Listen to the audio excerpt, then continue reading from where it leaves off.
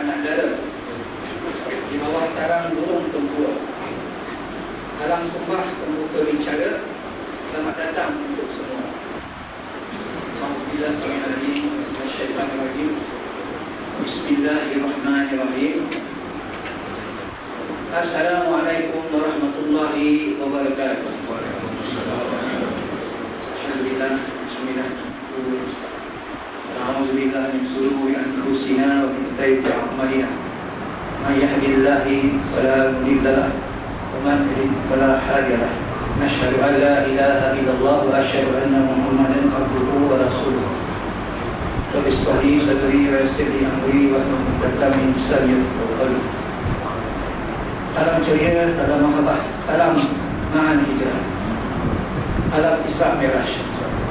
Yang berusaha Tuan Haji Abu Kasim bin Jaafar, pengurusi Masjid Al-Mu'alimin serta barisan DJK. Yang dihormati Datuk Dr. Abdul Rahman bin Karim, Ketua Imam Masjid Al-Mu'alimin. Yang berbahagia Tuan Ceramah pada malam ini Piu Raihan bin Husni, pengurusi Biro Muslimat serta barisan DJK, pengurusi surau dan pengurusi taman sekitar karya Masjid Al-Mu'alimin. Alhamdulillah, syukur kita terhadap Allah Subhanahu Wa Taala dengan limpah kurnia, dengan hidayah taufik kepada Allah Subhanahu Wa Taala dapat sama-sama kita berkumpul pada malam ini bersama-sama kita meraihkan sambutan Isra Miraj peringkat Masjid Al-Mu'alimin bagi tahun 1444 Hijrah. Hadirin yang dirahmati Allah Subhanahu Wa Taala, bunga mawar cantik sesemat dipetik maksidi di tepi perigi.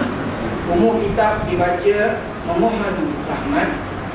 Moga majlis sentiasa diberkati. Itu bagi memberkati majlis kita pada malam ini. Mari sama-sama kita membaca umur kitab Al-Fatihah.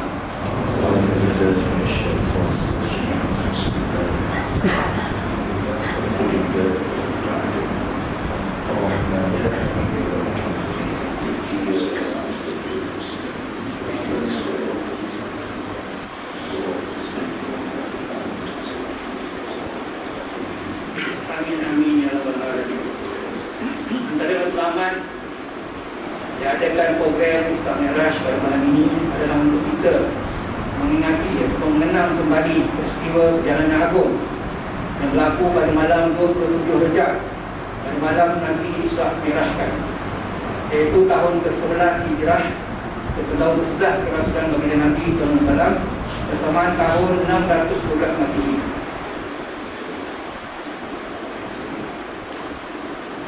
Al-Betul untuk Isra Miraj.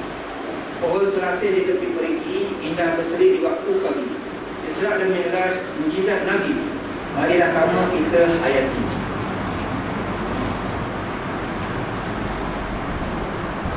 Tuan-tuan, hadirin yang dihormati, orang tentu kita mengatakan tak kenal maka tak cinta. Ala alihi wa ashabihi wa man tabi'ahum bi ihsanin ila yaumiddin. Subhanaka la ilma lana illa ma 'allamtana innaka antal alimul hakim. Wala hawla wala quwwata illa billahil aliyyil azim. Allahumma inna nas'aluka ilman nafi'a wa rizqan tayyiba wa 'amalan mutaqabbala. Allahumma amin. Amma ba'd. Alhamdulillah. Terima kasih Tuan Pengurusi Majlis yang berbahagia, pengurusi Masjid Al-Mu'alimin Taman Guru Senawang, yang dimuliakan tuan-tuan imam, barisan pegawai-pegawai serta AJK Masjid, dan saya muliakan tuan guru, ustaz-ustazah, tuan-tuan, puan-puan, ibu-ibu, bapa-bapa yang dirahmati Allah Ta'ala sekalian. Apa khabar Taman Guru, sihat ke? Alhamdulillah. Saya saja je bila Haji Masri tanya, Ustaz, nak location tak pergi taman tu? Tak payah Haji, saya tahu. Sebab saya sekolah 5 tahun di sini tu dah. Saya ni produk Mahat Tahfiz Al-Quran Al-Sayyah, batch yang compact tahun 2003. 5 tahun saya ke sana, sampai habis lah. sampai 3 kali 5. Ya, dan saya keluar 2007, SPM 2007. Kalau tengok rekod tu adalah rekod yang baik-baik pelajar terbaik SPM 2007. Mahatafiz satu anak saya. Jadi jiwa tu memang okey lah, tak payah bagi location je tu, memang jumpa. Jalan kaki pun nampak jalan. Jadi saya pun anak Jati Negeri 9. Saya orang Lampu Betul 8, Kampung Tengah. Orang kampung tuan-tuan. Ya, cuma banyak merantau lah. Kemudian saya ni pemegang tauliah mengajar agama Islam Negeri 9 sejak tahun 2015. 2 negeri lah. Dia salinan saya bagi. Sebab penting ni lesen. Ya. Kemudian tauliah mengajar agama wilayah persekutuan. 2 je lah. Sebab Malaysia ni special. Lesen kereta boleh sekeping bawa seluruh Malaysia. Tapi nak mengajar agama pun ada boleh koping lesen nak mengajar agama. Itu special. Ya. Sekarang ni saya ada 2. Dulu 3. Satu dia expired Sarawak. Selama tak minta. Johor tak lulus sebab saya bukan anak Johor. Johor dia strict sikit. Ya. Jadi tuan-tuan dan puan-puan yang dirahmati Allah Ta'ala sekalian, bila sambut Isra' wal Mi'raj ni, tak kira lah Maulidul Rasul ke, kita sambut Ma'al Hijrah ke, orang yang umur 70 tahun. Ini pakat ayah-ayah saya lah, orang bencen ramai. Ya. Contoh, orang umur 70 tahun, kalau dia sambut Isra' wal Mi'raj sejak dia mula berakar, umur 5 tahun contohnya, dia dah 65 kali atau 66 kali dia sambut Isra' wal Mi'raj, hari kebesaran Islam. Tapi benda yang sama setiap tahun tuan-tuan. Bahkan kadang-kadang yang menyampaikan tu pun tak filter betul-betul apa yang dia nak sampaikan. Sebab tu tadi Tuan SU Adi Masri sebut, setiap hari kebesaran Islam ni, peristiwa besar ni, perkara paling penting kita kena ambil ibrah. Bukan dengan cerita, ambil ibrah. Ibrah ni maksudnya dia bahasa Arab yang jadi kata pinjaman bahasa Melayu, maksudnya pengajaran yang baik. Maksud ibrah ni mesti pengajaran yang baik. Laqad fi qasasihim ibratul li ulil albab, dan Quran disebutkan dalam surah Yusuf berkaitan ibrah. Jadi malam ni tuan-tuan jangan berharap saya ceritakan Petala Langit. Kalau macam tu baik saya 2 buku. Dan tiap tahun ustaz datang ceramah kat masjid. Petala Langit pertama, kedua, ketiga sampai 7. Sidratul Muntaha dan sudah sembahyang makan. Sama tiap tahun, klise. Kalau saya tanya dekat guru saya pun, dia marah. Dia kata mesti cerita benda di luar kotak, mesti ada pembaharuan. Ajar orang beramal ke, ceritakan kisah-kisah yang orang dulu dia pegang lain, hakikatnya dalam hadis lah lain. Jadi saya takkan cerita benda tu. Kalau nak saya 2 buku, tapi tak pernah tulis buku lagi. Buku kisah-kisah sejak tak tahu lagi. Benda ni boleh baca lah maknanya, tak perlu saya kongsikan. Dan bila datang dekat taman guru ni, orang-orang pandai-pandai codik-codik. Ayah saya pun cikgu tuan-tuan, cikgu pencen juga. 55 tahun dia pencen tahun 2018. Alhamdulillah sihat lagi. Saya baru 33 tahun umur, ayah nak masuk 60 tahun. Jadi kalau tengok dalam iPad ni banyaklah nota ya. Sebab dengan cikgu-cikgu orang pandai-pandai ni, dia tunggu tu. Setiap poin tu dia nak cari sumber kan. Ada teks bahasa Arab, hadis ada, ayat Quran pun saya sertakan sekali surah dan ayat. Bila balik senang nak tengok balik. Jadi tuan-tuan dan puan-puan, kalau tanya pada sesiapa pun orang yang tahu, Isra' wal Mi'raj ni bukan benda yang asing. Kerana dalilnya ada dalam Al-Quran, bahkan ada surah namanya Al-Isra'. Dan juga diceritakan banyak dalam hadis baginda sallallahu alaihi wasallam. Cuma dia tidak detail. Sebab apa? Dia adalah perkara ghaibiyat yang mana kita kena beriman tanpa banyak soal. Bukan gunakan akal yang logik, tapi dalam hati kita, kerohanian kita kena yakin. Semalam saya ceramah dekat Pordison, Taman Intan Perdana, masjid yang di asal ni surau Jumaat macam tempat tuan-tuan naik taraf. Masjid Al-Ihsaniyah namanya. Habis ceramah ada orang datang. Saya dah cakap dalam ceramah, benda ni nak cerita logik akal boleh gila tuan-tuan. Dia tanya apa? Sampai saya tak jawab. Dan nak azan, dan nak ikomat supaya isyak. Dia tanya, saya nak tanya ustaz, Baitul Ma'mur, Kaabah yang di petala langit tu sama lurus dengan Kaabah di Kota Mekah. Tapi kenapa Nabi naik ikut Masjid Al-Aqsa, dia jumpa Baitul Ma'mur di atas tu? Tak luri. Kegila katanya macam tu. Nabi SAW pun dah bawa ukuran tu pun dia tak boleh ceritakan. Bahkan dia kata Ibnu Abbas, Nabi melihat Allah Ta'ala tu bifu'adihi, tak boleh nak cerita macam mana. Tengok dengan mata hati dia bermunajat di Sidratul Muntaha. Dia tanya, tak tele dia tu. Sebab Baitul Makmur dengan Makkah rui, tapi Nabi pergi Al-Aqsa naik jumpa balik Baitul Makmur, tak rui. Boleh tuan, tapi itulah hakikat dia. Saya pernah ditanyakan dalam surah Al-Humazah, fi amadin mumaddadah, tiang-tiang dalam neraka Utamah tu, wek dia berapa? Pun orang pernah tanya, wek berapa kat Ustaz? Kalau daripada kayu bersih cair dia, la ilaha illallah. Tapi tak semua soalan perlu dijawab. Itu juga baginda sallallahu alaihi wasallam. Imam Malik yang mengasaskan mazhab Maliki, dia pergi kuliah, ditanya dengan berpuluh-puluh soalan, banyak soalan tu dia balik kosong, tak apa jawab satu pun. Disebabkan perlu merujuk, perlu apa ya? Jadi tuan-tuan, sebagai orang yang bercakap di depan, ini pesan ustaz-ustaz yang seniornya, kita punya orang alim asatizah kita di Negeri Sembilan, bila kita pergi multaqah, kita ni kalau nak berceramah, carilah orang yang betul-betul bersedia. Kalau sekadar datang ceramah buat lawak mula sampai habis, baik panggil bekas peserta maharaja lawak.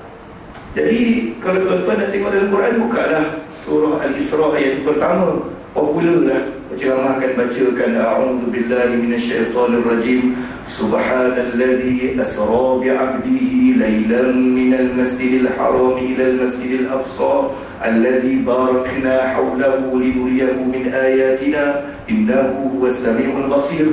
Subhanallahul azim. Ini popular lah, akan dibacakan dalil tersebut, betul tak? Tapi dalam tu banyak itibatinya tuan-tuan. Antaranya alladzi barakna hawlahu, yang kami berkati sekelilingnya. Ada pendapat kata berkati sekitar Masjidil Aqsa, ada pendapat sebut diberkati sampai ke negara Syam sekelilingnya, termasuk negara yang saya belajar, Jordan. Saya 2008 belajar di Syria tu, bahasa Arab belajar sendirilah. Ayah hantar kan, daripada komen motor, baik kau pergi belajar. 2009 sampai 2014 di Jordan, Al-Bait University. Yang tu bawah Jabatan Penuntut Malaysia, Jordan semua lah. Saya dapat zakat Negeri Sembilan, tuan-tuan bayar zakat, terima kasih. Saya belajar dengan zakat tuan-tuan, tak tahu siapa punya. Berkat zakat tuan-tuan ya. Jangan lupa bayar zakat ya. Bayar zakat ni lah antara sebabnya korun ditenggelamkan oleh Allah Ta'ala. Sebab bila minta bayar zakat, Nabi Musa kata, kau nak bayar zakat? Dia kata apa yang dia miliki tu dia punya, tak perlu dia nak kembalikan bagi sesiapa. Ibadah zakat ni dah lama ada. Dan solat pun, puasa pun antara sebelum zaman Nabi kita sallallahu alaihi wasallam. Jadi tuan-tuan dan puan-puan yang dirahmati Allah Ta'ala sekalian, memang barakah lah.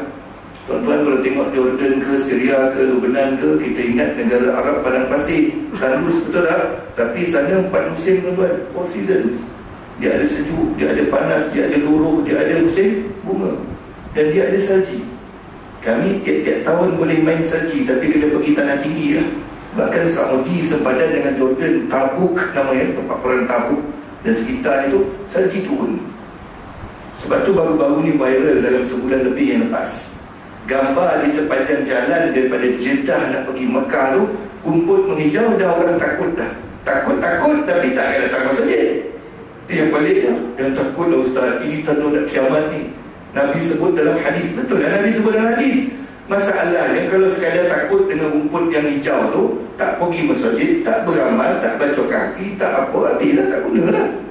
Sebab memang ada dalam hadis sahih, Nabi sebut apa? La taqumus sa'ah, tidak akan berlakunya kiamat hatta ta'uda ardul Arab, sehingga kembalinya tanah Arab ni murujan wa anhar, menghijau kembali dan bersungai kembali. Tapi tuan-tuan, sungai belum ada lagi banyak, cuma hijau tu tiap-tiap tahun ada. Sebab tu kalau orang kata ustaz takut tak? Takut, tapi itu fenomena biasa. Hadis memang ingatkan kita, tapi bila ketikanya yang betul-betul dekat dengan kiamat tu, kita tak boleh nak teka. Sebab selepas masa sejuk 10, 11, 12, 1, 4 bulan ni lebih kurang masa sejuk. Siapa pergi umrah waktu ni tahulah sejuk. Akan terima taburan hujan yang lebat. Banyak kali hujan akan turun di tanah Arab. Jadi hijaunya tanah di tanah Arab tu dah jadi sejak dulu lagi. Bila hujan lebat, naiklah rumput setelah beberapa minggu, pokok kembali berdaun, bunga kembali keluar. Itu fenomena yang biasa jadi setiap tahun. Orang yang jaga tengok, dia takut, wah, sebab ada hadis. Tapi nak katakan sekarang, minggu depan, bulan depan kiamat, kita tak boleh bercakap macam tu. Sebab tu orang labu, bukan orang labu, orang luar duduk labu kena tangkap lagi tu. Tuan-tuan ingat tak viral?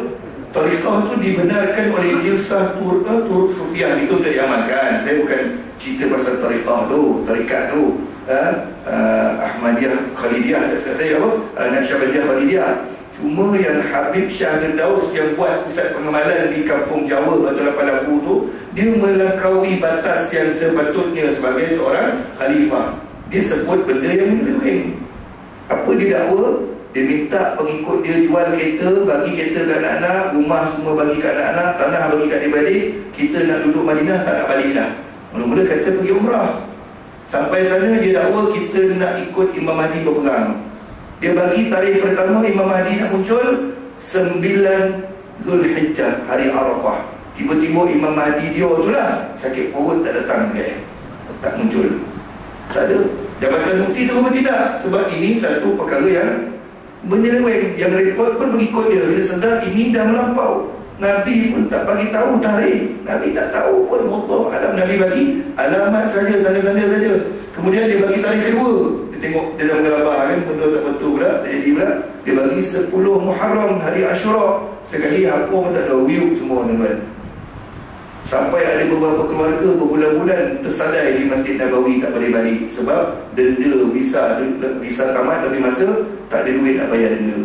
Orang kampung saya ada seorang terlibat makcik ni, dia kahwin dengan salah seorang pengikut lah. Dia lelaki ni pun tertipu. Bila balik terpaksa jadi orang yang buruk siku. Minta balik kereta, minta balik rumah, minta balik tanah, dan bahaya. Jadi apa yang ada gambar tuan-tuan, mungkin salah satu petanda. Nabi sebut kita kena beriman, menghijaunya, bersungainya. Tapi bersungai belum lagi, sungai tak banyak di negara Arab, setengah wilayah saja. Tapi yang penting apa? Persediaan kita, kan? Nabi sebut, bila Nabi ditanya, dan bukan kita saja, Nabi benar ditanya. Nabi ditanya matas sa'atu, bila berlakunya kiamat. Bukan saya saja, Nabi SAW 1400 tahun lebih yang dulu biasa ditanya bila berlaku kiamat. Orang tanya pada Nabi. Nabi tak suruh kita pergi bacalah buku tanda-tanda kiamat. Kalau Nabi suruh kaji Dajjal tu macam mana roman dia ke, tidak. Nabi balas dengan soalan tuan-tuan. Nabi tanya apa? Nabi tanya wa madza a'dadta laha, dan apa yang telah engkau sediakan untuk menghadapinya. Maksudnya Nabi suruh beramal, jangan rekod gambar rumput tu je. Orang minta kat saya, ustaz kita nak kiamat dan kau ni hari-hari tak gambar bonek. Dan padahal benda tu besok. Lepas musim sejuk akan ada musim bunga. Memang negara Arab ni bunga semua keluar. Orang Arab akan bersidai tepi jalan, bersantai, minum teh, pudina, sebab cuaca sedap ketika musim bunga. Itu fenomena normal berlaku tiap tahun, kan? Jadi kita janganlah cepat pun nak away viral cepat ni, kan? Macam orang perempuan sekarang ni bab nama Samsul. Nasib baik nama saya bukan Samsul. Kalau tak dapat jamaah masa ni JK Muslimat tak bagi lah. Kerana Samsul seorang semua tak boleh nak ride motor besar, kan? Sian ayah-ayah itu nak ride motor besar, pergi anyai kembara motosikal masjid tu, tak dapat lesen. Orang rumah tak bagi, dia risau. Kawan saya dia nak ride motor, dia ustaz, ride dengan geng-geng imam ni, nak pergi anyai, lesen motor ada, lesen bini tak dapat. Bini kata tak boleh. Ada satu je syarat kalau nak, kena bawa Dan, kena bawa saya tu. Usah kawan saya bawa setiap setengah jam tanya bila nak sampai bang. Setiap setengah jam tanya bila nak sampai bang. Perlis tu bukan okey tuan, naik kereta 7 jam, naik motor mau 10 jam. Dan tuan-tuan dan puan-puan dan rahmat Allah Ta'ala sekalian, saya kalau cerita tentang Isra' wal Mi'raj ni, kita tak cukup dengan membacakan ayat pertama surah Al-Isra' kalau dari segi nak dalilnya. Sebab ini perkara yang mencari adat, dia luar daripada logik akal kita. Disebabkan peristiwa ini juga ramai yang berpaling daripada agama Islam kembali. Sebab Nabi sebut benda yang tak logik dekat akal fikiran. Nak beriman, nak percaya, nak pegang, mesti balik pada suratul Baqarah, ayat yang kedua dengan yang ketiga. Kita baca setiap minggu ni, lepas baca dapat makan pula tu, dalam tahlil pula tu dapat makan tu. Tahlil setiap kami malam Jumaat, zalikal kitabul la raiba fi hudan lil muttaqin. Baca setiap minggu ni tahlil, lepas tahlil ada makan. Faham tak faham juga, tak tahulah, kan? Allah Ta'ala sebut apa? Zalikal kitabul la raiba fi hudan lil muttaqin. Kitab ini tiada keraguannya dan petunjuk yang jelas nyata bagi orang yang muttaqin, orang bertakwa. Siapa orang bertakwa tuan-tuan? Ayat yang ketiga. alladzina yu'minuna bil ghaib. Maka nak percaya Isra wal Mi'raj ni tak boleh guna sini, dia guna dekat daripada dalam sini, alladzina yu'minuna bil ghaib. Wajiblah orang bertakwa ni mesti beriman dengan perkara ghaib. Janganlah fikir Isra wal Mi'raj saja untuk kita faham mukjizat yang luar batasan akal ni. Banyak lagi Allah Ta'ala tunjukkan yang mana peristiwa tu tak boleh guna sini. Janganlah kita pandang Isra wal Mi'raj saja, kita peninglah. Kita cari dalam Al-Quran banyak peristiwa Nabi Ibrahim AS dicampakkan dalam gunungan api kan, kayu apinya bukit tingginya, api yang sifat azali, api pada zat yang adalah panas, betul tak? Jadi sejuk, itu mencari adat. Nak beriman dengan dia pun perlukan alladzina yu'minuna bil ghaib, innallaha ala kulli syai'in qadir. Api jadi sejuk tuan-tuan, sedangkan api itu diciptakan sebagai bersifat panas membakar. Kita kait, kita akan makin faham, makin terima dekat sini. Bila Nabi Ibrahim ini punya kisah, saya ingat orang Melayu kita. Dia ni rumah beramal orang kita ni tuan-tuan, tapi beramal kadang-kadang tidak juga. Orang baca Quran hari-hari, lepas solat wirid banyak-banyak, baca ayatul kursi sebagai pendinding. Dia menego goreng pisang, dia baca ayat-ayat yang Nabi Ibrahim tu. Tomam dia dengar. Dia baca ya naru, wahai api, kan itu bukan doa, itu perintah Allah Ta'ala kepada api yang dicampakkan Nabi Ibrahim di dalamnya. Ya naru kuni bardan wa salaman ala Ibrahim. Acik baca kenapa pula? Nego pisang goreng, kok terlupa nak pakai sodok, colok pisang dengan tangan dia, tangan tak meluncur. Oh man, yang tidak je lah. Yang ni aku lomang baca tu, semayang tak boleh. Suruh asal bakal lomang, tapi lo dia semayang tak tahu. Yang tu dibaca tuan. Astagfirullahaladzim. Kisah Nabi Ibrahim kan, kalau ikut kerana dia bukan doa, dia adalah dialog perintah Allah Ta'ala. Tuan-tuan baca ayatul kursi sekali lepas solat, Nabi tak pernah tinggal, dia pun dah terinding. Mungkin aksiden kereta terlolos badan selamat. Betul tak? Nak lomeng Allah Ta'ala, ma'unah datang selamatkan kita pagi, tiba-tiba ada hanyut batang pokok pula kan, itulah dia. Sebab tu kita setiap lepas solat, kita tak tinggal wirid berdinding. Ayatul kursi ni tuan-tuan, function dia, dia punya kegunaan bukan nampak hantu baru nak fikir baca. Salah, kita salah faham. Sebab ini drama filem sarang Melayu lah ajar macam ni. Nampak je hantu baru nak baca ayatul kursi. Dia bukan tu cara guna dengan dia, cara beramal dengan dia. Sebab kalau nampak hantu, nampak imam, tak ingat ayatul kursi lah. Umat dia nak badan dia lagi lah. Paling-paling pun Allahu Akbar lagi. Tak ada orang baca ayatul kursi dia. Ayatul kursi ni dibaca sebagai perisai dari apa-apa ancaman supaya tak dapat dekati kita. Maknanya dia amalan yang harian kita ni. Kita tak tahu bila ancaman tu datang. Maksudnya kau rimau datang pun dia nampak kita, dia takut. Sebab baca ayatul kursi. Bukan kita baca tu tangan berlari. Islam ajar kalau ada ancaman datang, ikhtiar cepat. Nampak rimau boleh pause, tak ada lari. Bukan baca doa. Nampak rimau lari dulu panjat pokok, barulah azan. Kau nak fikir doa apa-apa. Bukan buka telefon, apa doa binatang buas. Jawab tuan-tuan dalam bawah rimau tu. Betul tak? Kan ini ayatul kursi. Orang kita baca ayatul kursi nak halau tu, pergi kau, bukan. Kita sentiasa baca supaya bila dia datang, dia tak mampu nak dekati kita. Ayatul kursi ni dia shield, apa, perisai. Antara dia dalam solat pun dia tak dapat nak bisik kita, ganggu kita punya khusyuk. That's why lah kita baca lepas solat tu. Orang kita ikut dalam drama Melayu tu, yang orang mati pun baca asyhadu tu. Lotih orang Nazar ikut tidak ada tertarik lah. Syahadah ya, asyhadu an la, itu orang baru nak masuk Islam, saudara baru. Saya kerja dulu kompleks Saadah kan, masjid Cina kan, itu yo dia nak masuk Islam, asyhadu. Nabi ajar kalau orang nak meninggal ni baca kalimat tauhid, bukan ikut cerita Melayu. Baca la ilaha illallah, itu yo. Bila kita tak faham, kita rasa salah nak beramal. Bila kita tak faham, kita payahlah nak faham Isra wal Mi'raj. Dia sama je. Cuma dia ni berkaitan mukjizat agung ataupun ibadah agung solat. Tapi sama je, dia perkara yang perlukan keimanan untuk kita terima dia. Kalau tak, kita jadi macam orang yang mempertikaikan kejadian Isra wal Mi'raj. Termasuklah abang semalam tu, dia nak tanya, dia kata saya bukan menentang perkara yang dah ada dalam Quran ni. Saya nak tahu kenapa tak akurat arah Baitul Ma'mur tu. Gila betul tuan. Sebaik dari komat menyelamatkan saya. Orang yang macam ni kadang-kadang bahaya sebab apa? Dia akan kata, tengoklah, penceramah pun tak ada ilmu tu dia jawab. Macam mana maksud dia panggil? Ini saya pun tak tahu tuan-tuan. Baitul Ma'mur tu berdasarkan hadis dan juga asal-asal ada saya berkongsi tuan-tuan. Boleh orang kita ni bahaya betul. Lepas tu kadang-kadang boleh isim mana tersebut. Isim ni bila terlalu banyak fikir betul yang tak sepatutnya dia fikir. Jadi tuan-tuan tengok, pertama Nabi Ibrahim, kedua pun Nabi Ibrahim. Ketika dia diarahkan, diperintahkan sembelih anaknya suruh sembelih, Nabi SAW kata sembelihlah ya Allah, kamu ikut. If'al ma tu'mar, buatlah apa yang telah diperintahkan. Sampai risaukan leher, bertukar jadi biri-biri kibas. Itu pun luar akal fikiran manusia. Apa lagi tuan-tuan? Berkaitan Nabi Isa lahir tanpa seorang bapa, sedangkan ibunya gadis yang masih suci, bersih, tak disentuh. Itu pun mencari adat. Tapi sekali dia lah berlaku. Jangan pula anak perempuan kita, saudara kita balik daripada KL, tiba-tiba perut besar, jangan marah ayah, jangan marah saya. Ini adalah peristiwa Maryam yang kedua. Tertolak tuan-tuan, tertolak. Totally kita tolak, kan? Tapi bila cerita tentang Nabi Isa AS ni, saya nak sentuh sikit lah. Dia berkaitan dengan riwayat Musnad, dalam Musnad Imam Ahmad, yang mana orang Melayu kita pegang lama, kita kena tukar sebab tak betul. Pertama, Nabi Isa AS ni saya tak sentuh yang lain. Ini petala langit kedua je. Nabi Isa AS berada di petala langit kedua. Betul tak?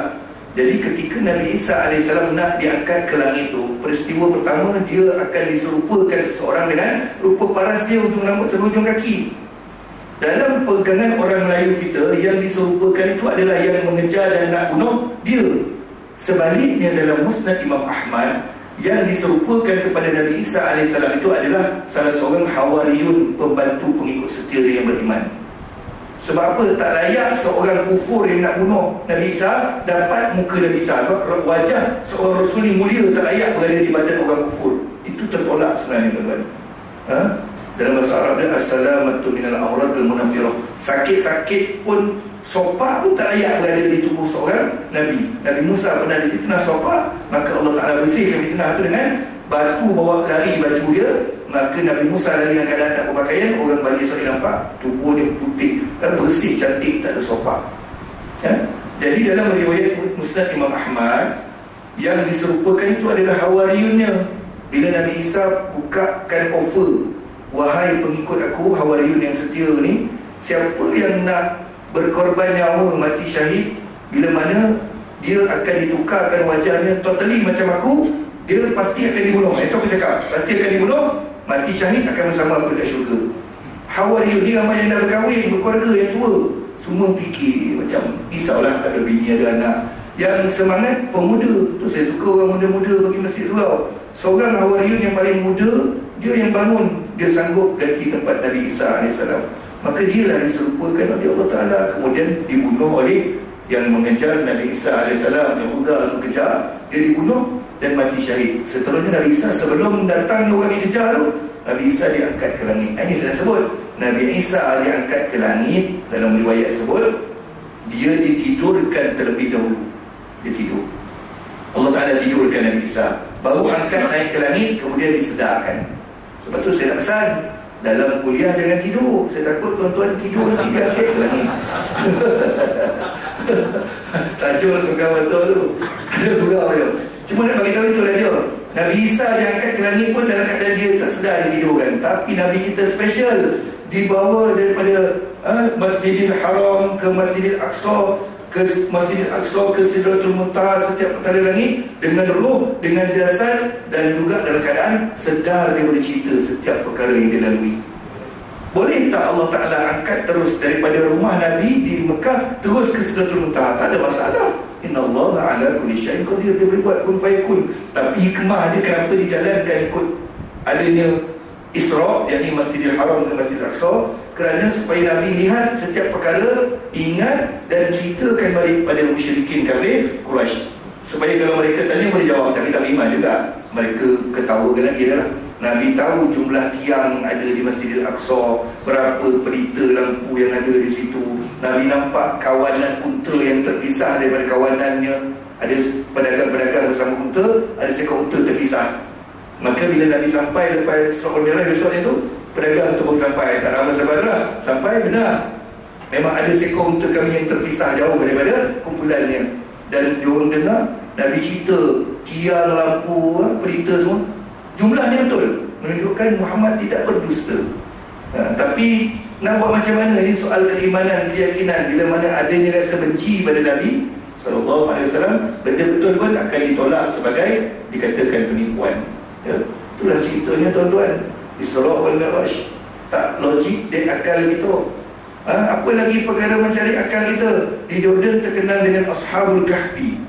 Ashabul Kahfi 309 tahun kan ditidurkan 7 pemuda beserta anjing mereka ni. Ada negara banyak. Negara Oman mengaku dia ada Ashabul Kahfi. Turki pun ada yang kata dia ada Ashabul Kahfi.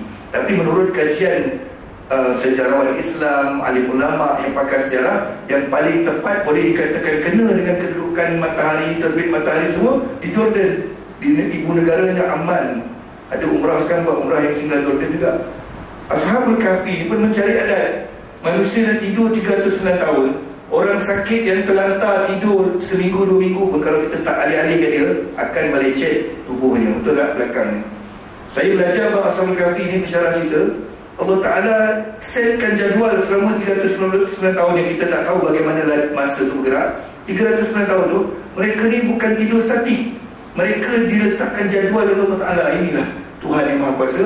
Kadang-kadang setiap beberapa jam berbalik ke kanan, berbalik ke kiri, meniarap terentang supaya mereka tak lecet.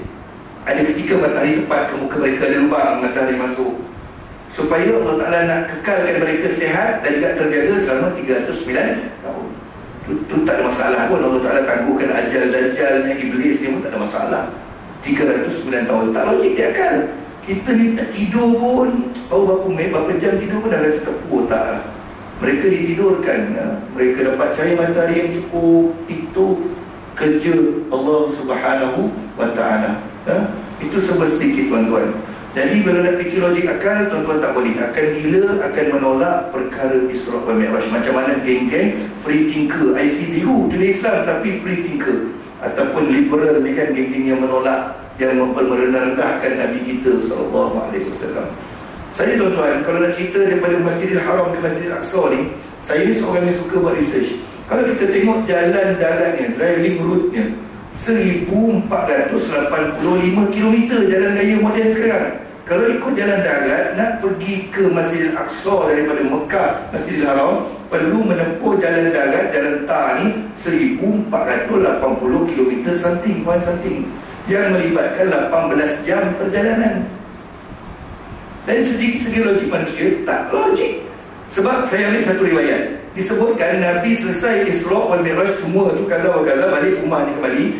Daun yang bergoyang kerana dilintasi oleh borok tu belum berhenti bergoyang, tapi dah balik. Bukan satu malam, tapi sebahagian kecil malam saja untuk menyelesaikan semua perkara tersebut, tuan-tuan. Termasuk ulang alik, terima solat, kurangkan solat. Memang tak logik. Nak pergi Masjidil Haram ke Masjidil Aqsa pun 18 jam tanpa berhenti drive. Mestilah berhenti, betul tak? Maka akan jadi sehari atau sehari lebih. Saya ada pengalaman, tuan-tuan, sebab saya cakap, saya umrah pertama dalam hidup saya ketika belajar daripada Jordan ke Saudi, RM750 sekali hotel.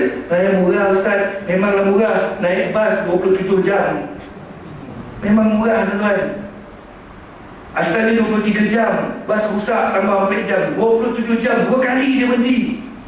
Okey, pinggang, tuan-tuan, tak ada tidur lah. Mula-mula kita berzikir lah, dan zikir pun lagi lah. Naik bas tak boleh laju. Bas rusak tengah malam pula tu, nak tunggu orang datang repair pagi besok, 4 jam dibiarkan dalam bas, masa sejuk. Masa tu masa sejuk. Dibuka pintu bas sikit, dari bawah lepak ke balai polis, ada pemanik. Sudah minum teh. Itu sejuk. 27 jam. Penat badan. Tapi Nabi SAW, Allah Ta'ala kurniakan satu perjalanan kerohanian jasad dan ruh ni bergerak dalam sebahagian kecil malam saja untuk selesaikan semua perkara. Tuan-tuan dan perempuan yang dirahmati Allah Ta'ala sekalian, jadi tuan-tuan bila tengok peristiwa Isra wal Mi'raj ni, dia pertama mencari adat, yang kedua menguji keimanan kita, yang ketiga kita nampak kebesaran Allah Ta'ala. Itu ada ayat linuriyahu min ayatina, nak tunjukkan kebesaran kami. Aku boleh gerakkan orang tanpa ni. Itu bila orang tanya logik tak logik ni, Zaman Nabi Sulaiman pun memindahkan istana Ratu Balqis, belum sempat berkelip mata Nabi Sulaiman sampai. Betul tak? Itu manusia tuan yang diberi hikmah, ilmu oleh Allah Ta'ala. Tak usahlah jadi free thinker. Ada free thinker ni walaupun dia peguam bela pun ada seorang maksiat kat saya. Dia tu kata Nabi seorang suami yang pemalas lah, Nabi apa semualah. Dia main logik memanglah. Cuba baca Syama'il Muhammadiyah ke, baca kisah hidup Nabi, baru dia tahu adilnya Nabi macam mana kan? Nabi buat kerja rumah sama-sama, Nabi berikan cincin setiap isterinya. Kita dia tak tahu, dia rasa dia paling cerdik. Dia peguam bela tu kan, peguam bela Muslim. Ni geng-geng ni lah, kan geng-geng yang pemikiran dia pelik-pelik. Tadi ibu-ibu, bapa-bapa yang dirahmati Allah Ta'ala sekalian, bila sebut buruk tadi saya ingat belajar cerita pasal buruk. Dulu saya talaki dengan seorang mufti di negeri tempat saya belajar tu, Mafrok namanya. Bila tanya dekat tuan mufti yang kita orang belajar kitab, syarah kitab ni, lepas tu kami tanya berkaitan buruk. Sebab buruk ni ada orang berteori tuan-tuan, teori yang tertolak dari hadis Nabi SAW. Berteori tak salah, tapi kalau ada hadis, ada ayat Quran yang bawa jalan yang lain, kita kena tolak teori manusia. Sebab Quran dan hadis dah jawab. Dia kata buruk yang Nabi naik adalah kenderaan masa depan yang digunakan lebih awal oleh Nabi kita sallallahu alaihi wasallam. Maknanya macam cerita putih ada jet berjuang yang laju macam tu lah. Tapi tak. Sebab Nabi sebut dia adalah seperti haiwan tunggangan. Maknanya dia makhluk tunggangan. Dia berkaki 4 kata Nabi. Warnanya putih. Berkaki 4 tu macam binatang lah dia. Warnanya putih. Saiznya dalam riwayat sebut besar sedikit dari keldai, kecil sedikit dari bawal. Jadi dia bukan jet berjuang. Maka tertolaklah teori-teori yang pelik-pelik ni. Jangan nak berteori kalau ada hadis dah cerita kan. Tapi nak cerita kat sini apa dia? Orang kita selalu sebut baral. Baral pun tak tahu sebenarnya. Cerita Nabi cukup suka lah baral dia kan. Sampai kena jadikan nak sebut. Sebab baral ni binatang yang sangat-sangat digunakan sebagai hamba oleh manusia. Bodoh lah maknanya binatang tu menggunakan baral. Baral ni dia teruk daripada bodoh. Tahu kan? Dia teruk daripada bodoh. Baral ni siapa tuan? Cerita saintifiknya baral ni wujud sama ada dikacuk dengan sengaja atau tak sengaja terkacuk. Dia adalah haiwan yang dikacuk melalui kacukan keldai jantan dan kuda betina. Rumput paras macam keldai, saiz dan otot badan macam kuda sikit. Nak bagi dia lebih kuat, hybrid. Cuma saya tengok saintifiknya,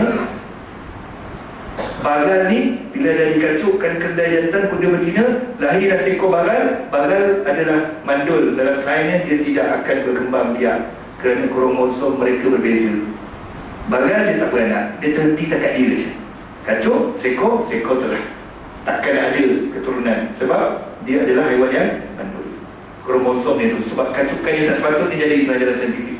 Dia wujud tuan-tuan. Tu saya ceramah berdua hari lepas dekat Masjid Jamek Pekan Bahau. Isteri pengerusi depan saya, dia buka telefon dia, saya tu, cari bagal tu. Terujuk nak tengok bagal, wujud. Dia memang kuat.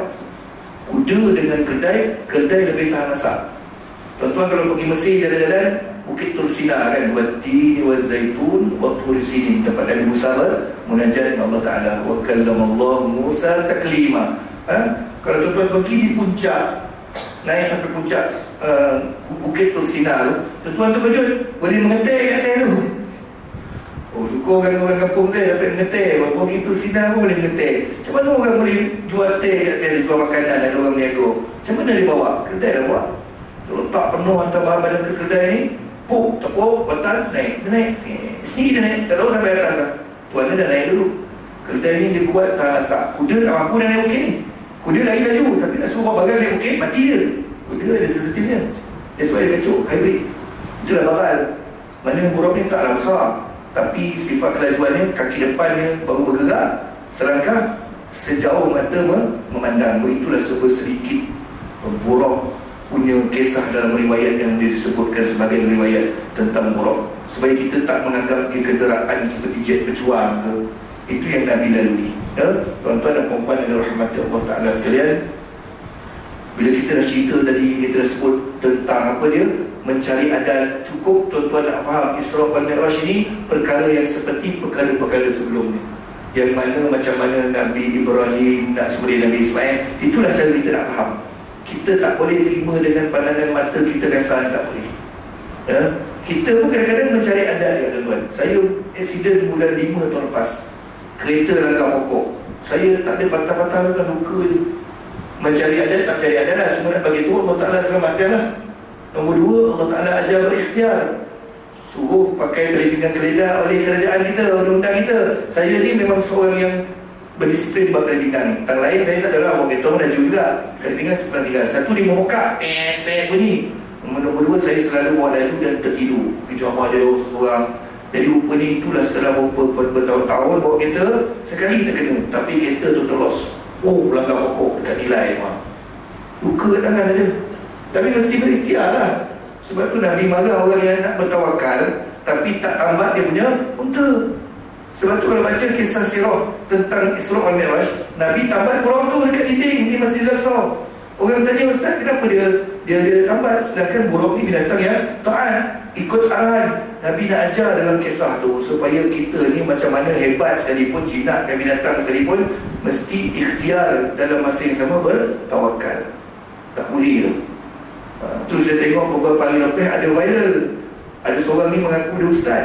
Dia jual minyak pengasih, minyak pengasih. Dia jual minyak aula dia bagi kan. Dalam tu dia letak buluh perindu apa, tak janggut sapo dia cabut dia janggut sapo buluh apa dia letak. Orang bagi testimoni, berniaga laris, isteri suka tengok muka lah, apa semua. Itu khurafat tuan. Orang kita boleh tu benda tu. Dan dia gunakan ayat yang macam ni lah tuan-tuan. Itu saya kaitkan. Dia kata yang tolak tu biarkan dia. Oh cepatlah, itu wahabi lah benda lah. Dia tak tahu yang dia cakap tu bertahlil tuan-tuan. Sebab tegur dia. Dia kata benda ni saya tak suruh percaya, tapi nak berkesan kita kena yakin dan percaya. Benda yang lain tak nampak. Nampak tak orang yang memanipulasikan agama ni. Ya. Dan penuh gelaran Ustaz Aura benda mengalah dah tuan. Baiklah bagi masjid beramal. Kau jual minyak, tak minyak apa, urek apa kau letak dalam tu. Nak muka bersori, zikir banyak-banyak. Guru saya dulu, Allah Syekh, saya daripada Ustaz Muhsin ni lah guru saya. Antaranya daripada kecil, Syekh Murtada lah, mantan mufti kita. Daripada kecil belajar kitab dah besar. Kecil-kecil ikut mak atuk dengan ayah. Dah besar ikut belajar lah. Kemudian kerohanian adiknya, Allah Yarham juga, Syekh Faiz. Bawa tarikah Ahmadiyah kan kita bawa. Kemudian Syekh Muhsin guru Quran saya dari balik lah semua tu. Lain mak lah dari balik, tapi keluarga yang sama lah, pokok yang sama. Jadi Syekh Faiz pun ajar saya, kalau nak buka berseri ni banyakkan zikir. Zikirnya apa dia? Ya Wadud, yang maha mencintai. Saya ceramah sejam lebih ni, ini dah diingat dari bapak-bapak ni. Ya Wadud juga diingat ni. Terbaik Ustaz ceramah ni. Apa yang terbaik ni? Cuba beritahu saya. Ya Wadud berapa kali nak baca ni? Sebab yang Wadud ni, dia bagi muka kita ni orang tengok tak benci. Macam tu lah saya tengok amalan tu, Wallahualam. Muka tak benci. Tapi kita ni lebih baik nak muka bersori, banyakkan wudu, banyakkan baca Quran kan, banyakkan beramal. InsyaAllah lah. Kalau nak baca-baca lah, percaya macam tu lah. Fikir nama-nama Allah ni. Kemudian muka kita orang bos tengok tak benci kita. Isteri tengok taklah cari salah kita. Suami tengok taklah marah kita. Kawan ayah saya kata dia amalkan benda tu, yo tak yo dia. Meninggal lah. Dia kahwin dua tu, bini nombor 2 tu sebab dia baca yang Wadud. Saya pun tak percaya. Sebab dia nak, dia usaha lah. Apa kaitan yang Wadud tak? Saya pun tak percaya. Dia dapat bini nombor 2 tu macam mana? Pegawai bank. Semban lah. Dia pergi orang tu minta bagi IC je, dia bagi name card. Bukan sebab yang Wadud. Dia dah dapat lah. Meninggal lah kawan ayah saya. Dalam benda itu. Janganlah macam tu kan. Jual minyak, kantor boleh laris perniagaan. Perniagaan ni banyakkan beramal, banyakkan sedekah dalam berniaga, jaga halal dan thayyiban, maka insyaAllah lah. Mana jual minyak pula Ustaz Aura bodoh. Itu saya lawan lah. Bila kita lawan dia wahabi lah kita. Wahabi apa? Dia tu dia baca agama Nabi 9. Kita bertahmil, kita baca Yasin Khamis malam Jumaat. Apa masalah kau? Bila mana orang tegur dia punya perangai yang buruk dengan meniaga, dengan menipu, memanipulasi. Jadi tuan-tuan dan perempuan yang dirahmati Allah Ta'ala sekalian, ibu-ibu, bapa-bapa yang saya kasihi, seterusnya Isra wal Mi'raj ni antara perkara yang selalu beredar dalam kalangan orang kita.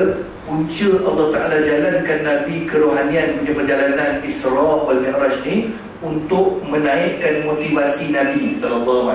Betul tak? Yang mana tahun sebelumnya dipanggil dengan tahun duka cita, Amal Huzni, tahun duka cita. Tapi pemahaman kita pada tahun duka cita ni kadang-kadang menduka citakan. Sebab kita pegang dengan sebab yang satu je. Kenapa tahun duka cita? Kerana Sayyidatina Khadijah radhiyallahu anha dan juga Abu Talib meninggal. Tapi dia bukan takat tu, tuan-tuan. Kalau tak, nanti geng-geng liberal ni dia akan hentam Nabi kita. Dia kata apa? Kau kata Nabi Muhammad kau hebat, kuat, betul tak? Bini dengan pakcik meninggal pun sampai down sangat, dia kata kan, sampai nak kena dipujuk oleh Allah Ta'ala. Ada, pernah keluar kata-kata ni. Sebab tu tuan-tuan kena betulkan pemahaman. Sebab ada dua Amul Huzni ni, tahun cerita ni. Sebab yang sampingan ya, sebab yang dari segi kekeluargaan jiwanya, meninggalnya Khadijah, meninggalnya Abu Talib. Ya betul, memang meninggal orang. Tapi sebab utama Nabi sebut. Sebab utama dalam cerita ni, inilah peristiwa paling gelap dalam hidup baginda sallallahu alaihi wasallam, katanya. Uhud punya kesedihan pun tak boleh lawan. Betapa komitednya Nabi dengan dakwah dia. Dianggap itu peristiwa paling gelap dalam hidupnya, kata Nabi sallallahu alaihi wasallam. Apa dia, tuan-tuan? Ketika dakwah baginda di kota Taif ditolak secara total. Inilah antara sebab utama besar perjalanan Isra wal Mi'raj, nak naikkan motivasi Nabi. Kalau tak, nanti orang akan sebut macam tu. Lemah sangat Rasul Ulul Azmi penghulu. Penghulu Rasul Ulul Azmi adalah Nabi kita sallallahu alaihi wasallam. Takkan penghulu Rasul Ulul Azmi, yakni Rasul yang menerima ujian paling berat, lemah dengan sebab kematian dua insan. Itu akan menyebabkan orang yang suka fikir main logik-logik, dia akan nampak lemahnya. Ataupun nanti ada orang yang isterinya meninggal, dah setahun meninggal pun, setahun tak datang masjid, hari-hari sedih ke rumah. Bila orang tegur aja datang masjid, Nabi pun sedih bini dia meninggal. Ada guna rasa macam tu. Jangan main ibu-ibu je, ibu-ibu kat bawah. Suami kita kalau kita meninggal dia sedih, yang ingat tak sedih tau. Tak ada, dia kahwin baru tau. Ada yang sampai 10 tahun meninggal tak kahwin. Ini saya buat bisnes pasal hibah ni, kita buat hibah ni. 90% bini tak bagi nama suami, dia bagi orang ayah, adik-beradik, anak dia. Suami bagi ke isteri dia pun. Sebab isteri dia, kalau aku tak ada nanti, kau nak menerus ke depan. Kalau kita tanya dekat isteri ni, tak malah sebut memang saya buat kerja ni. Kata, kenapa Wan tak nama suami? Aku meninggal lehan, dia kahwin baru kan. Itu dia takut, tuan-tuan. Kahwin baru tak tunggu meninggal, tuan-tuan. Kan? Saya nasihatkan, bagilah walaupun 50% anak, 50% suami. Sebab suami kita bila kita meninggal, anak kecil-kecil kadang-kadang dia kena berhenti kerja, hanya bisnes dari rumah dia. Duit itulah dia nak mulakan bisnes jaga anak-anak puan yang meninggal pun dia sedar. Dia janganlah counter dengan yang benda pelik, counter macam tu bagi dia boleh berfikir. Jadi sebab utama ni, tuan-tuan, Nabi komited dengan dakwahnya. Meninggal tu meninggallah, kullu nafsin dha'iqatul maut, sampai masanya. Tapi komited dengan dakwah sebab kena tolak di kota Taif tu, itu yang sedih benar. Bukan kena tolak biasa-biasa, tuan-tuan. Kita posting dekat Facebook, orang like 2-3 orang pun kita sedih. Mana pergi yang puluh-puluh, ratus-ratus, ribu-ribu friend kat Facebook. Yang Nabi sedih ni, dia kena maki, cerca, hina, halau dan dicederakan. Dalam kitab sirah sebut, bertakung darah Nabi akibat cedera itu dalam sendal atau kasutnya, hingga baginda berjalan dengar bunyi kocakan darah. Banyak tak darah? Darah tu banyak tak banyak, berkocak bila jalan bunyinya. Itu yang buat Nabi sedih. Aku nak berdakwah semangat, komited ni, orang tolak. Itulah tahun duka cita. Bukan sebab insan orang ni dia meninggal. Sedih. Nabi memang sedih. Sebab Khadijah dah lama wafat pun, dia sebut-sebut daripada Aisyah. Betul tak? Dalam riwayat yang Aisyah cemburu dengan bila Nabi sebut orang mati, kata Aisyah. Tapi bukan itu sebab yang paling kuat sekali. Kerana Nabi komitednya bukan sebab orang meninggal, komitednya dengan dakwah. Dahsyat masa kena tu, tuan-tuan. Darah berkocak dalam kasut. Sehingga kan Nabi dapatkan perlindungan bila ada 2 beradik, lelaki ke 3 beradik, orang yang masih belum Islam, tapi kasihan dan terasa kemanusiaan ni, ajak Nabi berlindung seketika di kebun mereka. Ada beberapa beradik, 2 beradik atau 3 beradik, saya tak boleh ingat riwayat tu. Bawa Nabi berlindung seketika darah ni. Itu hari paling gelap kata Nabi dalam hidup aku. Aku ingat nak bawa buka buku baru dakwah di tempat yang Taif ni, orang yang ni tengok aku ditolak sebegitu pun. Tak habis dekat situ, Nabi terperangkap ataupun tak boleh nak bergerak di antara 2 sempadan. Kalau kita kan zon bebas tentera kan, Thailand dengan Malaysia ada tengah-tengah. Begitu juga Mekah dengan Taif ni. Mekah Nabi tak boleh balik-balik sebab orang Mekah dah tutupkan sempadan. Kau tinggalkan bumi tanah kelahiran kau, maka kau boleh balik. Taif dah tolak Nabi di tengah-tengah. Muncul ada seorang pembesar Quraisy yang masih belum beriman, tapi dia kawan nak baiklah nak Abu Talib kan, dia jamin Nabi. Saya tak ingat nama sedikit, bawa Nabi masuk semula. Nabi sedih sangat kata buat. Jadi kalau tuan-tuan tengok kisahnya, kisah yang sahihnya, ketika Nabi teruk ditibai oleh orang-orang di kota Taif yang masih belum beriman ni, adanya malaikat penjaga gunung, betul tak? Yang mana tak sanggup tengok Nabi dikerjakan sebegitu teruk sekali. Kemudian apa kata malaikat? Malaikat sebut dalam bahasa Arab, mud yadaika ila sama. Malaikat kata, angkat tangan kau ni Muhammad, hadapkan ke langit, kan tapak tangan kau yang putih ni, minta pada Allah Ta'ala, maka kami akan hancurkan penduduk kota Taif seperti mana kaum Nabi Lut dihancurkan oleh Allah Subhanahu Wa Ta'ala. Adakah Nabi angkat tangan, tuan-tuan? Tak. Nabi kata tak payah. Nabi sebut fa innahum qaumun la ya'lamun. Mereka ni adalah kaum yang tak mengetahui, jahil, tak kenal aku pun. Jangan hancurkan. Dia panjanglah siap Nabi doakan untuk orang kota Taif. Tuan boleh tengok dekat Google mana kan, panjang dialog-dialognya Nabi punya permintaan tu. Cuma Nabi sebut antaranya, aku yakin keturunan orang kota Taif ni satu hari nanti akan beriman dan terima agama Islam. Nabi sabar. Kalaulah orang Labu ke, orang Negeri Sembilan ke, orang mana, orang kampung saya bergaduh dengan jiran bola kucing tak kurung, kucing berak ke rumah dia, datang malaikat kurung. Contoh, jangan sosek pula kan. Malaikat tanya, apa pasal jiran kau buat hal tu? Yo, malaikat tanya kan, buat apa? Dia berak, kucing dia berak rumah dia, kan? Pokok mangga pula, daun gugur rumah dia. Malaikat tanya, nak dia balik ni tak? Angkat tangan, dia tipukan gunung Datuk ke gunung apa ke rumah dia. Apa orang kita jawab, tuan-tuan? Copet lah. Kalau boleh lebih lagi dia tanam dalam tanah tu boleh. Itu kita manusia biasa, betul tak? Nabi tidak. Rahmatan lil alamin. Dan terbukti lah, sekarang di kota Taif tu 100% orangnya beriman ataupun beragama Islam. Tapi janganlah gaduh pula bila pergi umrah marahkan syarikat travel ni, budaya ni. Kenapa tak ziarah Taif? Kawan dia pergi umrah tu ziarah Taif. Itu bukan topik wajib ziarah. Tak ada manasik haji kat situ dah. Melainkan memang travel itu offer dekat kita, betul tak? Dia ada bayaran lain, extra charges nak pergi. Ini gaduh nak pergi Taif ya? Dia macam kamera hilang ya, tanah tinggi, pusing naik kan. Orang yang tak mabuk pun ni muntah. Ni ada pula baru pula ada buat package lagi. Dulu ziarah Taif seharian, sekarang ni package bermalam di Taif lagi satu malam. Membazir masa lah tuan-tuan. Baik duduk habiskan masa ibadah dekat Masjidil Haram 1,000 kali ganda. Kau nak bermalam ke Taif buat apa?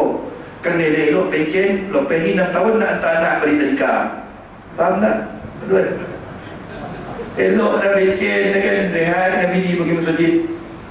Tiba-tiba ada lah ujung-ujung balik daripada umrah, tidur 2 hari 1 malam dekat Taif ni pasal balik, lepas 6 tahun nak hantar anak tadika balik, nak pergi graduasi tadika.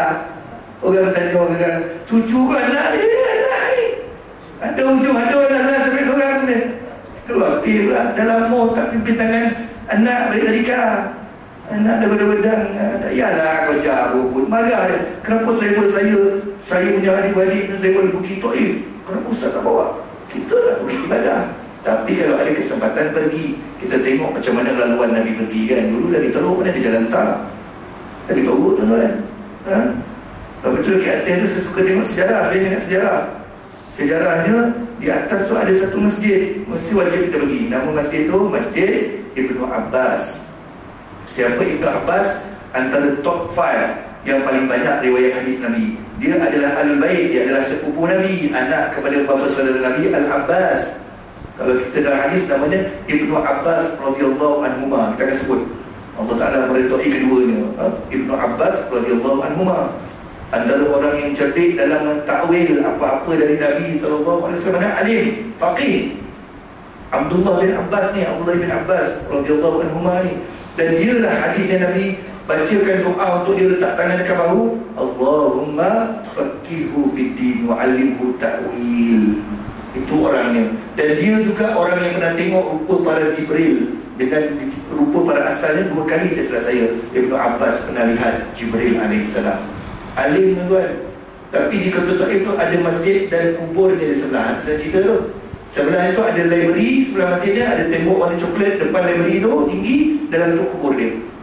Kenapa? Saya tanya. Saya minat sejarah. kenapa, saya tanya penjaga dekat situ, kenapa kubur Ibnu Abbas di luar kota Mekah, bahkan jauh dari Madinah?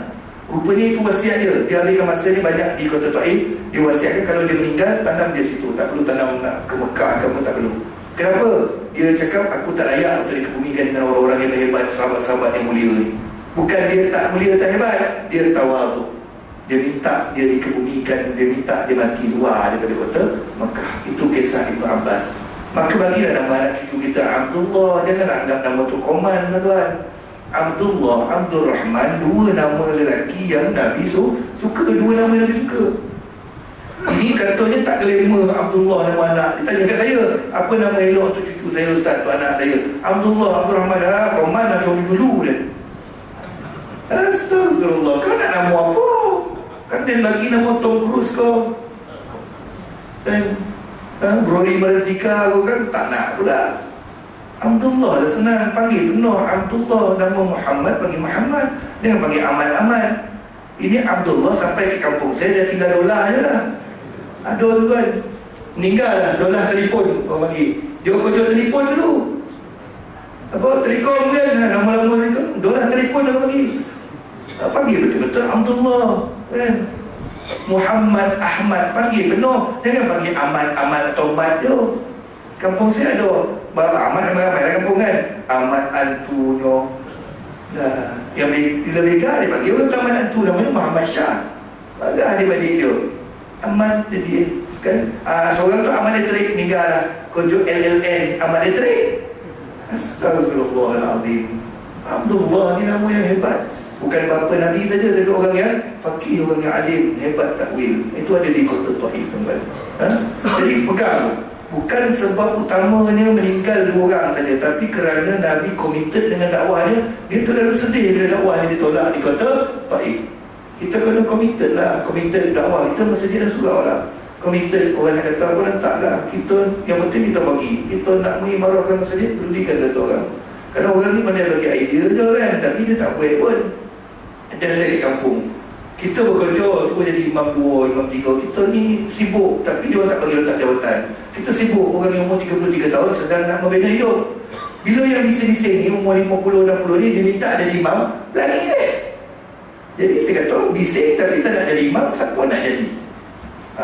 Saya tak ambil lah. Lawan sekali dapat apa-apa. Sebenarnya apa lah kamu apa-apa sekalian kan. Lari. Itu masalahnya. Bila kita buat kerja dakwah, kerja apa semua, kita hanya bagi idea tapi kita tak komited. Saya kata saya dah letak jawatan dah 3 tahun minta letak jawatan. SQ kata jangan, pengurusi dekat jangan. Kerja-kerja lah ustaz, datang-datang. Tapi isunya bila orang bising semua jadi tak ada. Jadi dekat situ sampai dekat umur 30-an, 40, 50 hingga 60 hilang generasi tu. Dia saudara-saudara ada 4 kedai kopi lagi. 60 ke 70 ramai kan, dia ada duduk di kursi semayang. Kita tak nak macam tu lah. Nabi dia sedihnya tu, tahu duka cerita kerana tu committed dengan usaha dakwahnya. Dia sedih orang tolak dakwah dia. Dia sedih sebab tu. Bukan sedih sebab sekadar meninggalnya Khadijah dan Abu Talib. Sikit lagi tuan-tuan dan puan-puan rahmati Allah Ta'ala sekalian. Dan Nabi kita SAW, masa saya belajar dulu, saya tanya kepada pensyarah saya, apa ibrah perjalanan Nabi dan juga dia solat mengimami 124,000 Nabi dan Rasul. Allah Ta'ala hadirkan jasad dan ruh ni dulu sebagai pendapat. Rupanya ini salah satu nak gembirakan hati Nabi. Pertamanya bagi naik kenderaan yang tak pernah mana Nabi dan Rasul naik borak satu. Nombor 2, jalankan dalam satu tempoh yang mana luar daripada batasan akal manusia. Yang ketiga, dapat explore sampai Sidratul Muntaha dalam keadaan dia sedang. Yang keempat, dapat jumpa senior-seniornya 124,000 Nabi dan Rasul yang telah wafat. Ini kuasa Allah Ta'ala. Saya tanya apa simboliknya? Saya tanya kepada pensyarah saya. Yang kedua simboliknya, kenapa Nabi jadi imam? Pertama, Nabi-Nabi dan Rasul-Rasul 124,000 yang sebelum Nabi kita SAW menunjukkan pengiktirafan sebagai Nabi adalah Nabi penutup dan penghulu segala Nabi. Maka kami ni makmum di belakang, imam dan ketua. Maka itu gembira hati Nabi, berbunga-bunga hati. Seolah-olah orang lama senior angkat dia sebagai pemimpin ketua, Sayyidul Mursalin kan? Seronok Nabi, motivasi. Yang kedua, simbolik watikah. Kalau bahasa Melayu watikah, dia cakap bahasa Arab, bicara saya. Vatikan yang mana 124,000 kata, ni Muhammad, ini saya bagi faham je lah kan, tak adalah ayat macam tu dah hadis. Ini Muhammad, kami beri kau tanggungjawab untuk menyempurnakan syariat Islam ni sampai hari kiamat. Ambil tanggungjawab ni. Itu Nabi berat dan sejuk hatinya, terubat hatinya bila dia dapat tugasan daripada orang lama untuk selesaikan tugasan. Macam kita tuan-tuan bagi tanggungjawab kat kita, dia percaya dekat kita. Sebab 124,000. Cuma baru ni Jumaat, khutbah Jumaat ada dua pendapat. Betul tak? Ini selesai kalau terjadi solat berjemaah, Nabi jadi imam SAW. Cuma ada dua pendapat, sebelum ataupun selepas daripada naik ke langit Sidratul Muntaha. Gaduh pasal tu pada khilaf. Nak gaduh buat apa? Gaduh rakaat solat tarawih buang masa lah itu. Tak berkembang agama Islam itu. Geng 8, geng 20. Geng 9 mana mula bergaduh dah sejak beberapa tahun ni. Apa lah kau? Tengok masjid wilayah ke KL atau Bukit tu. Mereka buat dua lot parking, dua tagging. Dia buat lorong ni. Geng 8, geng 20. Siapa geng 20? Parking belah atas. Geng 8 bawah. Maka kalau geng 8 tak pandang tagging tu, pergi parking atas, kau tersadai lah sampai orang ambil 20 rekaan. Supaya tak gaduh. Kita keluar daripada khilaf yang lebih baik. Memang sana buat 20. Cuma siapa nak ambil awal 8, ambil balik lah. Buatlah binti kat rumah tu, buat sendiri kat belakang tu. Ini duk bergaduh pasal maulid, pasal tarawih 8, 10, 20 kan, buat masa kan? Dan ini terjadi dalam khutbah Jumaat minggu lepas saya naik baca. Sebab ada sebelum atau selepas ada beza yang khilaf ni. Tapi terjadi. Itu simbolik. Seronok Nabi. Nabi-Nabi yang lebih senior bagi tanggungjawab selesaikan syariat ini. Kita dapat PJK daripada yang tuan pun. Ada kawan saya pergi minum teh, bawa minat lagi. Atau jawab itu kan, seronok Nabi. Tuan bagi letak. Seminggu pertama tu minum kodai, letak ke baju, fikir PJK tu. Dan 2-3 hari malu sikit letak ke pushback. Tak tinggal dia rumah ke cucu main hilang kan. Seronok tak bangga kan. Saya masuk orang Kelantan. Orang Kelantan kalau bangga ni apa? Kalau kita Johor kan, suka kan, congek ekor. Ekor dah lawi ayam kan, togak ekor kan. Seronok dapat apa? PJK betul lah kan. Nabi mestilah gembira bila mana dia diberi tanggungjawab. Al-yawma akmaltu lakum dinakum wa atmamtu alaikum ni'mati wa raditu lakum Islam madinah. Menyempurnakan syariat, mengesakan Allah Ta'ala ni. Wa nahnu lahu muslimun kan. Semua Nabi dan Rasul Muslimun, orang yang beragama Islam bawa. Itu yang naikkan semangat Nabi tuan-tuan. Untuk akhirnya tuan-tuan dan puan-puan dan rahmat Allah Ta'ala sekalian, apa pengajaran kisah Nabi dan Nabi terdahulu? Jadi saya tanya juga, saya suka bertanya, Ibrahim ni dia orang yang alim-alim ni, dia punya fahaman atau takwil itu yang kita nak pegang ni berdasarkan Al-Quran, hadis dan juga pendapat ulama. Rupanya selain daripada dua saya sebut tadi, peristiwa Nabi naik ke langit sampai terima 50 waktu solat. Betul tak? Asal solat 50 waktu. Ada golongan-golongan yang free thinker yang bencikan Nabi, dia pertikaikan. Dia kata kalau Ibrahim, Nabi Ibrahim AS terima arahan sembelih anak, dia tak tahu terus sembelih. Betul tak? Kenapa Nabi kau kata hebat Muhammad ni, dia terima 50 waktu solat, dia minta kurang? Oh, ada turun terus 50 waktu. Bukan Nabi yang tak bawa turun tuan-tuan. Kena fahamlah rentetan dia. Dekat situ dia ajar adab terhadap orang yang lebih tua dan berpengalaman yang telah melalui perkara tersebut. Siapa dia? Nabi Musa AS. Betul tak? Nabi Musa yang nasihatkan sebagai senior. Bukan cakap kosong. Dia kata apa? Wahai Muhammad, berat 50 waktu solat ni. Umat aku, Bani Israel, dah terima terlebih dahulu ibadah solat ni. Mereka tak mampu buat. Sebelum kau lagi ada tak? Tak mampu buat. Jadi aku nasihatkan minta kurang seberapa yang Allah Ta'ala bagi. Bukan Nabi Musa kata minta sekian-sekian. Minta kurang berapa yang Allah Ta'ala itu nak kurangkan berkenan. Nabi mendengar nasihat orang yang telah berpengalaman. Seorang Nabi Ulul Azmi juga Nabi Musa. Maka naik dia 5 kali lah menurut sebagian riwayatnya. 10, 4 kali. Yang kelima 5 waktu. Nabi Musa suruh minta kurang lagi, betul tak? Tapi Nabi nasib rasa malu dah, tak nak meminta lagi, kekal 5. Dan betul lah apa firasat pandangan Nabi Musa. 5 waktu solat yang nampak sikit pun ramai tak tuan-tuan dia tak buat, ramai. Kalau tuan-tuan fikirkan balik, bayangkan ini, bayangkan saja. Andai ada solat 3 waktu pun masih ada orang tak kerjakan. Sebab manusia ni dia akan culas. Alhamdulillah min dzalik. Tuan-tuan bayangkan kalau turun Toril dan tak ada nasihat daripada Nabi Musa AS 50 waktu. Tuan-tuan bagi dengan 24 jam. Betul tak? Setiap 2